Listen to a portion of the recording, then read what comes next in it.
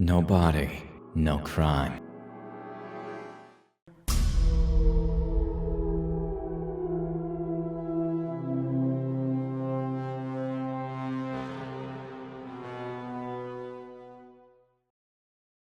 There are many benefits of taking a hot bath. The relaxation, the connection with the body, the therapeutic properties of the water. The baths get us to isolate ourselves from the outside and to focus on our own being. In short, calm, peace, and less stress. In order to create the perfect environment to relax, there are several products that we can use. Salts, oils, gels, soaps, even candles and music. But in the most sinister case, if we find the wrong person, we can end up bathed and with our bodies dissolved in acid. Stanford, Lincolnshire, England. John George Haigh was born on July 24, 1909, in an extremely conservative and religious family. Alfred and Emily, his parents, belonged to the Protestant sect of the Plymouth Brethren. Thus, they raised the little boy in an atmosphere of religious fanaticism, in which God's vengeance was unleashed on his head for the slightest sin. John was a lonely child. He had no friends, no classmates. He was a complete outcast at school. As a teenager, his participation in the choir at Wakefield Cathedral caused him to have recurring nightmares involving blood. Dreams in which the red liquid ended up in a cup, while a voice told him, "Drink." Visions that in time would transform into a macabre reality. At the age of 17, John left school to start working as an apprentice motor engineer. In 1934, John found love and married Betty Hammer, although their marriage did not last long. A hasty breakup 4 months later, due to John's arrest for committing fraud. 15 months after the event, John was released, and he started a successful dry cleaning business with a partner.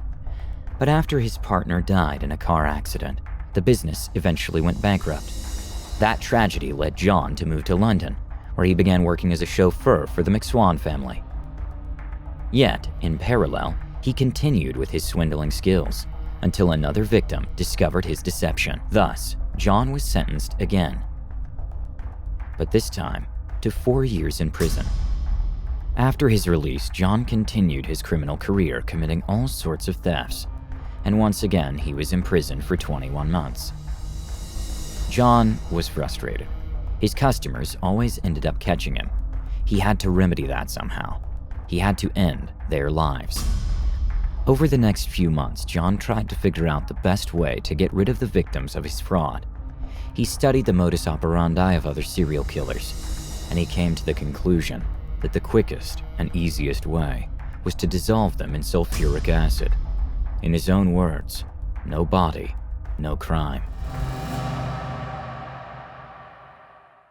In August 1940, John set foot on the street again, and he took a job with an engineering firm in Crawley, a job that would serve as a cover for him to approach his victims and commit more scams. Thus, in the summer of 1944, John found his first prey. William McSwan, the son of the family for whom he had worked as a chauffeur. William explained to him the fruitful business he had going and the luxurious life he led. That aroused so much envy in John that he decided to invite him to his workshop and to end his life. So on September 9th, William arrived at the basement that John had rented.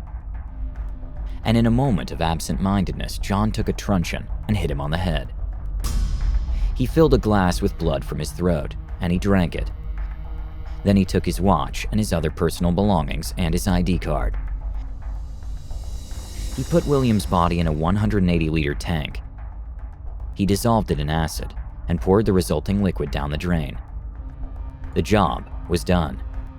There was no more trace of William. John then tricked William's parents into signing a power of attorney. Thus, he was left with their entire wealth, and he informed them that William had run away to avoid being drafted into the army. But his parents were skeptical of the idea, and they suspected that something bad had happened to him. So John, cornered, summoned them separately to the workshop. And just as he had done with his son, he ended their lives.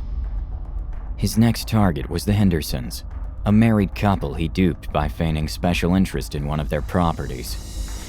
One morning in February 1948, John met Dr. Archibald Henderson at his Leopold Road warehouse. He had arranged to meet him with the excuse of settling some details about the supposed real estate purchase. But upon arrival, John took the revolver he had previously stolen from Archibald himself. He opened fire on his head, and as in the previous cases, he bathed his body in a vat of acid. In the afternoon, John went to find Archibald's wife on the pretext that her husband was ill. After shooting her, he then disposed of her body in acid. And just as he had done with William, John drank his blood.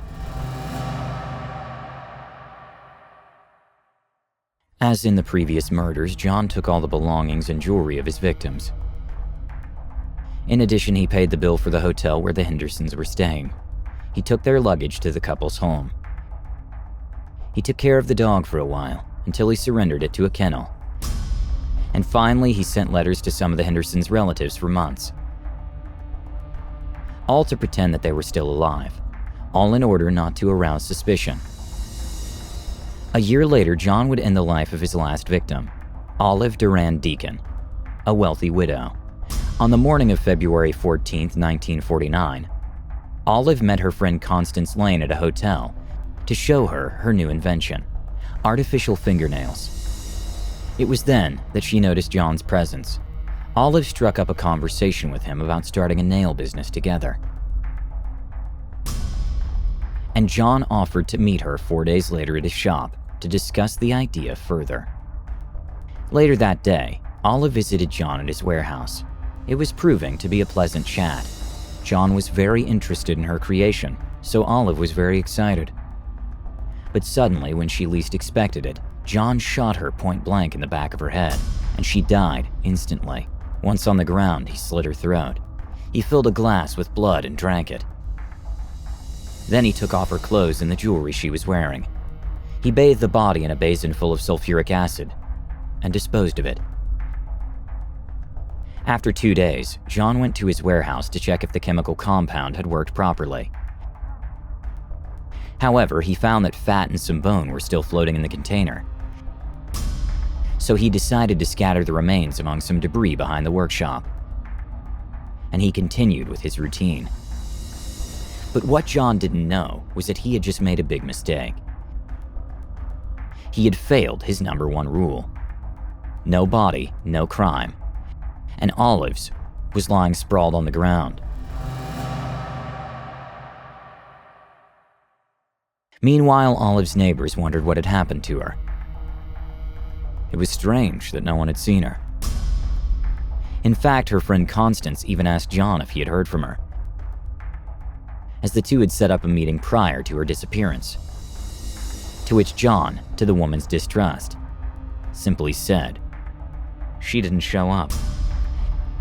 However, hours later, John, looking serious and worried, approached Constance. He insisted on going with her to the police station to report Olive missing. But during John's statements, the officers noticed inconsistencies in his account. They became suspicious of him. Added to this distrust was his criminal record, with prison sentences for fraud and theft. Everything seemed to indicate that they were looking at Olive's killer. On February 26, several officers searched John's warehouse looking for evidence for the investigation. And what they found came as a surprise to them. Paint cans, a chemical-stained apron, gas masks, high boots, rubber gloves, dirty rags, and the most shocking thing, large drums of 180 liters capacity and several containers of concentrated sulfuric acid.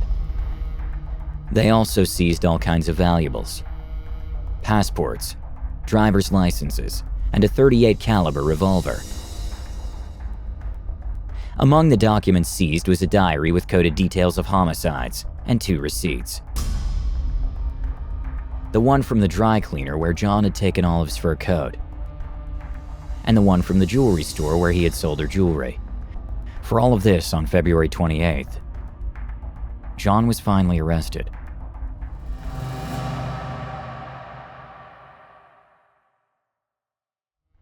During the interrogation, John kept making fun of the investigation.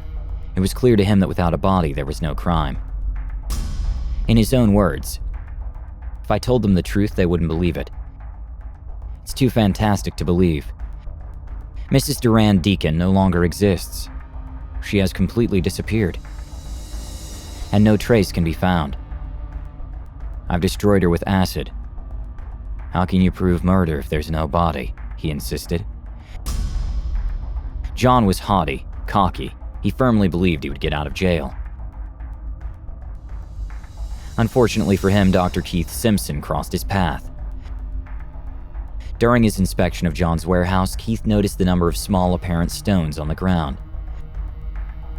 Regarding this, Keith wrote in his report, "I picked up one of them and examined it through a lens.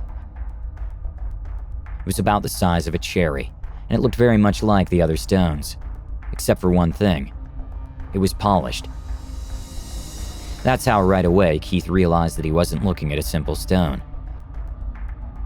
This was a human gallstone.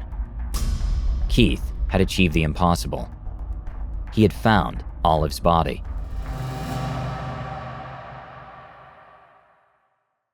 From that moment on, the investigators began digging through the dirt, and they found nearly 13 kilos of melted human body fat, part of a foot, a denture, and more gallstones. Which brings us to July 18th, the day of John's trial. Dozens of people crowded outside the courthouse doors to see the defendant enter. Likewise, the media made front-page news of the acid bath murderer, or the London Vampire, as he was nicknamed. Thus, Dr. Yellowless's psychiatric assessment pointed to his parents' religious fanaticism as the reason for John's evil deeds. But the jury disregarded his findings. After learning that John had asked investigators for the best way to get out of prison. "He's not unbalanced, he's a murderer," the prosecutor asserted. Thus, 17 minutes after locking themselves away to deliberate, the jurors found John guilty of 6 murders. And finally, John was sentenced to death.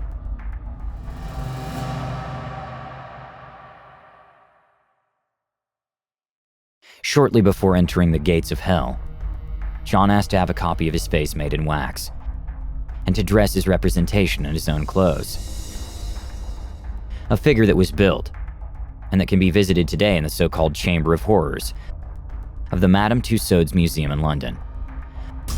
Finally, on August 10, 1949, and while 500 people gathered in front of Wandsworth Prison to celebrate his execution, John drowned. In England, there was a man who disposed of his fraud victims by bathing them in sulfuric acid. He was John George Haigh, the Vampire of London.